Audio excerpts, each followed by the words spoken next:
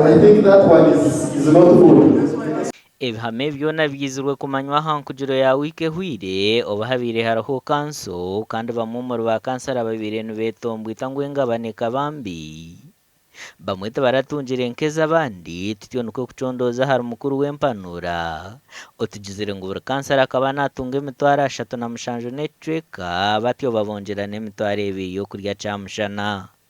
So it was a local raise como local revenue and the local revenue involves every ingredients. So we have sales of some inputs what we know naka then finally because it goes to general account. Aba bakatwarwaho na rwanyamahembo mu famu yo muntu okushomesa ubwahabyo kurisa. Katero suppose kuba tuza chira motos factory industry abantu kumwe exploring amanya what is taking place mu industry mu ibintu bindi ongaho cyangwa tukatine sentenche tukashanga stack basa kuchafodinga kuzankahi kuza ahantu hari so asara mtu wa visiting nearby farms so tukatine converting esente ka of course ntwatu sara ntuyoza na iti tuyaheza date yoranchi so esente ntuza koreza. Amakuru hona nugoreka ngo abantu abesere ba executive nubo bari kutunga emitwaro 50 kandi nibija konjorwa na trip yo kuza Kampala.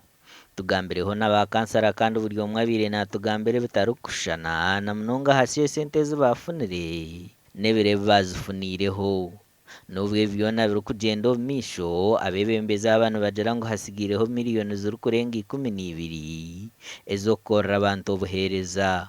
Echo chavali for money tukwija kuchibuzanya wesha heji shana wano ndakuzigenda hokareba kuzikora kunkadera was value for money because it was budgeted for.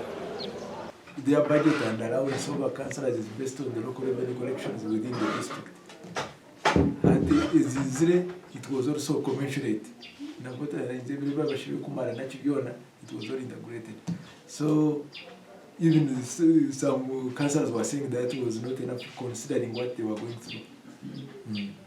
So it's not a bonanza, it's not anything, but it's what was appropriated.